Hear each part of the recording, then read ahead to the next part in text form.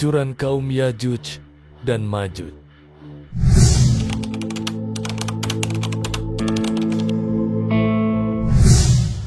Di sebuah zaman yang penuh dengan kezaliman dan kehancuran, di balik gunung-gunung yang tinggi dan tanah yang luas terbentang, tersembunyi sebuah kaum yang telah lama dikurung. Mereka adalah Yajuj dan Majuj, bangsa perusak yang telah dikunci di balik tembok besi oleh seorang raja adil bernama Zulkarnain. Zulkarnain dengan kekuatan dan kebijaksanaannya membangun dinding kokoh dari besi yang dilelehkan bersama tembaga, mengurung Yajuj dan Majuj agar mereka tidak bisa keluar dan merusak dunia. Selama berabad-abad, mereka terus berusaha menembus penghalang itu, menggali dan menggerogoti sedikit demi sedikit. Namun, setiap kali hampir menembusnya, Allah membiarkan dinding itu kembali utuh di pagi harinya, membuat usaha mereka sia-sia. Hingga akhirnya, di akhir zaman, ketika dunia telah dipenuhi dengan fitnah dan manusia semakin jauh dari kebenaran, tibalah waktunya kehancuran besar. Allah mengizinkan Yajuj dan Majuj keluar dari tempat persembunyiannya. Dinding yang selama ini mengurung mereka akhirnya runtuh, dan mereka pun menyerbu dunia dengan jumlah yang tak terhitung banyaknya, bagaikan gelombang lautan yang melanda. Munculnya kengerian di muka bumi saat Yajuj dan Majuj menyebar ke seluruh penjuru dunia. Mereka menghancurkan segala sesuatu yang ada di hadapan mereka. Mereka seperti kawanan belalang yang melahap setiap tanaman, membunuh setiap makhluk hidup yang mereka temui, dan meminum air sungai hingga kering. Penduduk bumi tidak mampu menghadapi mereka. Pasukan manusia yang mencoba melawan dihancurkan dengan mudah. Kota-kota besar luluh lantak, desa-desa berubah menjadi lautan api, dan ketakutan menyelimuti seluruh penjuru dunia.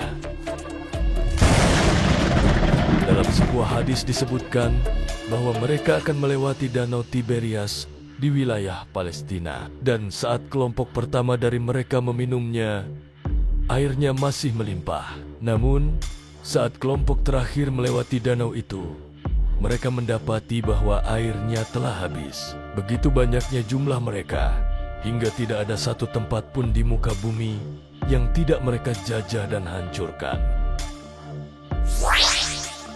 Di tengah kepanikan ini, kaum mukminin yang masih beriman kepada Allah dan Rasul-Nya merasa putus asa. Mereka melarikan diri ke puncak-puncak gunung, memohon perlindungan kepada Allah dari kehancuran yang dibawa oleh Yajuj dan Majuj. Namun, di tengah kegelapan itu, cahaya harapan masih ada. Allah Subhanahu wa Ta'ala telah menetapkan dalam takdirnya bahwa seorang hamba pilihan akan turun ke bumi untuk menegakkan kembali kebenaran. Dialah Nabi Isa yang akan kembali di akhir zaman untuk mengalahkan Dajjal dan membawa umat manusia kembali ke jalan yang benar. Turunnya Nabi Isa di suatu hari yang penuh keajaiban, ketika kaum muslim yang masih bertahan dalam keimanan berkumpul di sekitar Imam Mahdi di Masjid Damaskus, langit tiba-tiba berubah. Cahaya lembut turun dari langit, dan para malaikat mengiringi sosok agung yang turun dengan penuh keagungan. Di antara dua sayap malaikat, Nabi Isa alaihissalam turun ke bumi, mengenakan jubah putih yang bersinar dengan rambut yang seolah basah. Meski tak tersentuh air, wajahnya bercahaya dan keberadaannya membawa ketenangan bagi kaum mukmin. Para muslim yang menyaksikan peristiwa itu bersujud dalam syukur. Sementara Imam Mahdi menyambut Nabi Isa dengan penuh hormat. Nabi Isa tidak datang sebagai nabi, dengan syariat baru, tetapi sebagai pengikut syariat Nabi Muhammad SAW untuk melanjutkan perjuangan menegakkan tauhid. Ia bergabung dengan kaum muslim dan bersiap untuk menghadapi pertempuran besar melawan Dajjal dan pasukannya.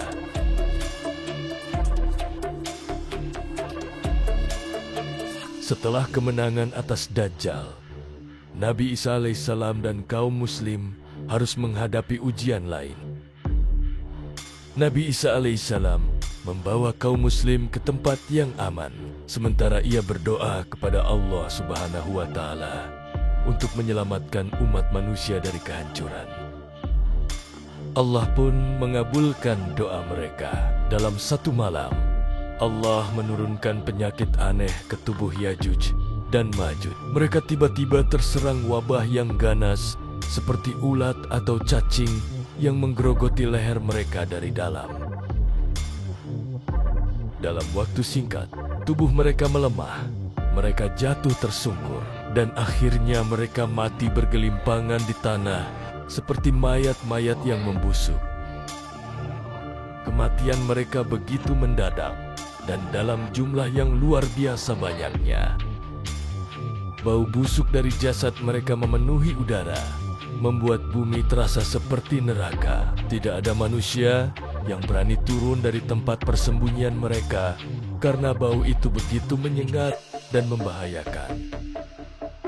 Maka Allah mengirimkan burung-burung besar yang datang dari langit, membawa jasad-jasad Yajuj dan Majuj, membuangnya ke laut sehingga bumi kembali bersih.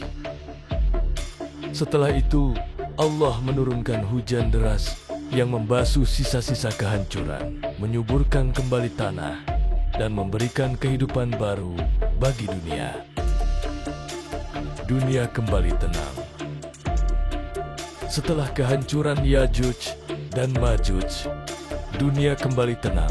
Penduduk bumi yang tersisa keluar dari tempat persembunyian mereka, melihat bumi yang telah hancur dan luluh lantak, namun perlahan kembali hijau dan subur. Nabi Isa alaihissalam memimpin umat manusia dalam era kedamaian yang luar biasa, di mana keadilan ditegakkan dan bumi kembali diberkahi dengan keberlimpahan. Tidak ada lagi kejahatan, tidak ada lagi peperangan, dan manusia kembali hidup dalam ketakwaan kepada Allah. Nabi Isa alaihissalam memerintah selama beberapa dekade, menegakkan hukum Allah di bumi, hingga akhirnya ajalnya tiba. Ia wafat sebagai manusia, seperti makhluk Allah lainnya, dan dimakamkan sesuai dengan ketetapannya. Setelah itu, umat manusia secara perlahan kembali ke jalan kehidupan biasa, hingga akhirnya tanda-tanda kiamat besar berikutnya mulai muncul, menandakan datangnya akhir dunia yang sesungguhnya. Turunnya Nabi Isa alaihissalam adalah salah satu tanda besar hari kiamat yang menjadi harapan bagi kaum beriman di tengah kekacauan dunia. Ia datang untuk menegakkan keadilan, membunuh Dajjal, dan membawa umat manusia kembali ke jalan yang benar. Namun, meskipun dunia sempat memasuki masa keemasan, akhirnya kehidupan tetap akan berujung pada kehancuran yang telah Allah tetapkan dalam takdirnya. Namun, waktu terus berjalan dan sebagaimana yang telah ditetapkan, kehidupan dunia tetap memiliki akhirnya. Setelah masa kedamaian itu, manusia kembali perlahan-lahan lalai, hingga akhirnya kiamat yang sesungguhnya tiba, menghancurkan seluruh alam semesta. Inilah kisah kehancuran Yajuj dan Majuj, kaum perusak yang pernah mengancam dunia, tetapi akhirnya ditumpas oleh kuasa Allah yang Maha Perkasa. Sebuah peringatan bahwa di akhir zaman, hanya mereka yang beriman dan berserah diri kepada Allah yang akan diselamatkan. Kesimpulan, bagi kaum muslim, kisah ini menjadi pengingat akan pentingnya keimanan dan ketakwaan.